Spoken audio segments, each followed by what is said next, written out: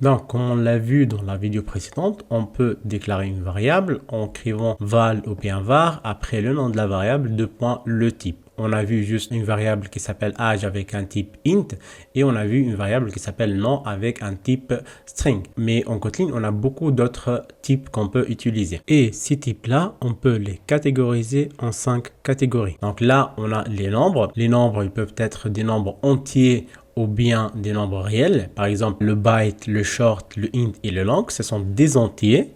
Et le float et le double, ce sont des réels. Et on a aussi le booléen, qui sont des valeurs true ou bien false, tout simplement, soit true, soit false. Et on a les caractères, c'est-à-dire un caractère ou bien une lettre. C'est pas une chaîne de caractères, c'est tout simplement une seule lettre. Donc, soit là, par exemple, si je prends le mot booléen, B c'est un caractère, O c'est un caractère. Donc, on a aussi les arrays, les tableaux qui peuvent contenir tous ces types de variables. On peut avoir des arrays de bytes, de short, de int, de long, etc., de boolean, etc. Donc, on peut avoir des arrays de tout. Et la cinquième catégorie, c'est les strings. On peut avoir des chaînes de caractères. Déjà, la première question que vous pouvez poser, c'est pourquoi on a plusieurs types. Ok, on sait qu'il y a des entiers et des réels, mais on a pu juste avoir par exemple int et double ou bien long et float, c'est-à-dire deux types. On a entier et réel. Pourquoi on a tous ces types-là? Tout simplement parce que chaque type de nombre ici, il peut stocker une valeur qui a un intervalle bien défini. Comment ça? Je vais vous l'expliquer. Là, par exemple, si on prend le byte, il peut stocker un octet, c'est-à-dire 8 bits, qui est un intervalle qui peut aller de moins 128 à 127. Et là, le short, c'est le double de byte, c'est-à-dire fois 2 le byte, c'est 16 bits, c'est-à-dire 2 octets, et qui peut aller de moins 32 768 jusqu'à 32 767. Et le int, c'est encore le double de short, c'est 32, c'est-à-dire 4 bits. Donc, il a son intervalle qui est très long ici. Et le long, c'est encore le double de int, c'est 8 octets. Donc, il peut être sur un intervalle beaucoup plus large. Et ici, pour les réels, les floats et les doubles, on a dit que ce sont les réels. Le float, il est codé sur 4 octets, donc 32 bits. Et le double, c'est encore le double de float. Okay. On va voir déjà comment les déclarer, comment écrire ça en Kotlin réellement sur IntelliJ. Donc là, on va commencer par déclarer par exemple une variable qui s'appelle A de type, on va commencer par byte, elle va stocker 1 par exemple. On va aussi déclarer val B de type short, là c'est le double de byte. Là on a dit que c'est un byte, c'est-à-dire un octet. C'est pas comme en français, un byte, c'est pas le bit. C'est un byte, c'est 8 bits en français. C'est-à-dire, un byte, c'est un octet. Et un octet, c'est 8 bits. Donc là, le short, c'est encore le double de ça. On va par exemple stocker 10. Là, c'est 2 octets. Et si on prend une valeur C de type int, là, on peut stocker par exemple 200. Et là, ça sera 4 octets.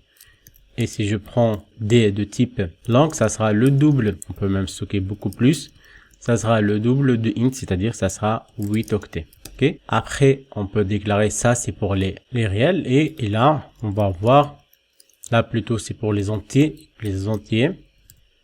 Et ici, ça sera les réels. Donc, les réels sont quoi? On a dit que les réels sont les floats et les doubles. Donc là, val E de type double, comme ça. Bien, on commence par float dans l'ordre. Donc là, le double, le float, c'est par exemple, on peut stocker ça, .7, comme ça. Et il est de 4 octets. Là, c'est quoi le problème? Pour faire la différence entre un float et double, il faut ajouter à la fin F pour dire que c'est un float. Pourquoi? Parce que le double, il est déclaré de la même manière. Donc, pour expliquer à Kotlin que c'est un float, il faut ajouter F à la fin. Donc là, si on déclare val F de type double, là, on n'est pas obligé d'ajouter D, par exemple, pour dire que c'est un double. Donc, on peut stocker beaucoup plus, comme ça.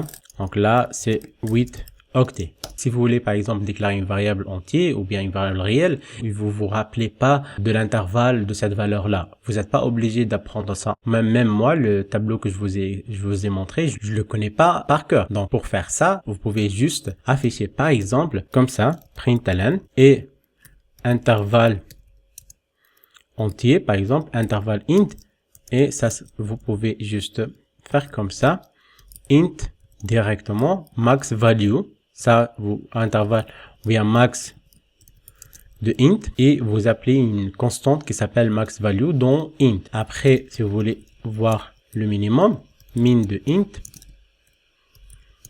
vous pouvez juste appeler le min de int. Comme ça, il va vous afficher ce que vous voulez, il va afficher le minimum et le maximum. Comme ça, vous pouvez avoir une idée sur l'intervalle sans l'avoir retenir par cœur. Donc là, si j'exécute ça déjà, donc vous voyez, déjà le int, le maximum, c'est tout ça, et le minimum, c'est tout ça. Donc si je prends par exemple, au lieu de int, je prends byte pour que ça soit un peu plus lisible.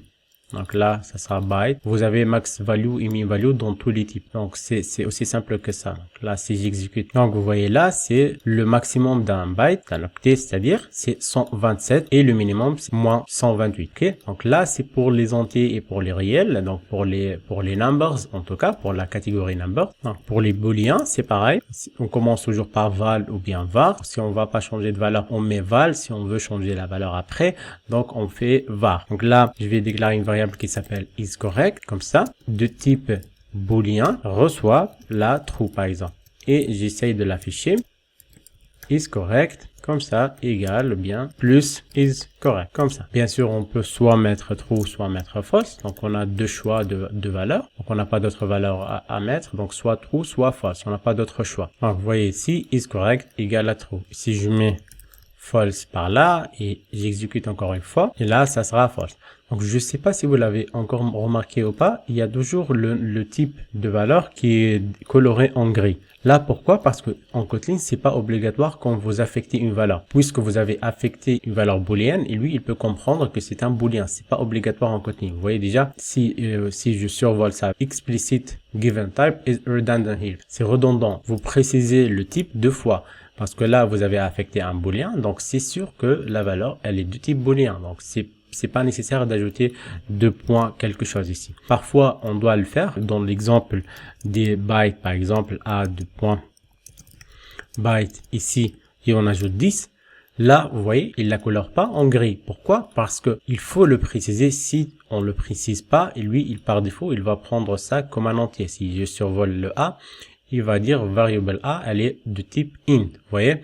Donc, pour les entiers, c'est toujours un int par défaut. Donc, si vous voulez que ça soit byte, short ou bien long, vous devez le préciser. Ok? Et maintenant, pour les chars, pour déclarer un char, par exemple, lettre comme ça. Et là, on met la lettre entre deux codes simples comme ça. Donc là, je vais préciser le type, que c'est un char, comme ça. Et si j'essaye maintenant de changer ce simple code par des doubles codes, comme ça, il va plus les accepter. Pourquoi? Parce que pour lui, maintenant, c'est pas un char. Même si c'est une seule lettre, c'est un seul caractère, pour lui, il le prend pour un string. Parce que entre double codes, les doubles codes, c'est réservé pour les strings.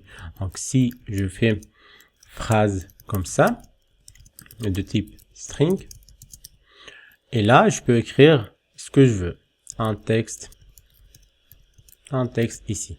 Donc là, je peux écrire ce que je veux parce que c'est de type string. Et aussi l'inverse n'est pas correct. Si je mets une chaîne de caractères entre des simples codes, là aussi c'est pas correct. Donc il faut que ça soit entre des doubles codes. Donc comme ça. Donc là, les caractères, ils doivent être entre des simples codes et les strings, ils doivent être entre des doubles codes. Ok. Pour les tableaux, on va le voir après en détail dans une section à part, mais pour les déclarer, vous pouvez juste écrire comme ça, array of string par exemple, et là ça sera un tableau. Mais on va voir en détail comment les manipuler, quelles sont les valeurs qu'on peut stocker dans un tableau. Ça sera dans une partie à part, dans une section à part, où je vais vous expliquer comment parcourir un tableau, comment le remplir, etc., comment le manipuler en général.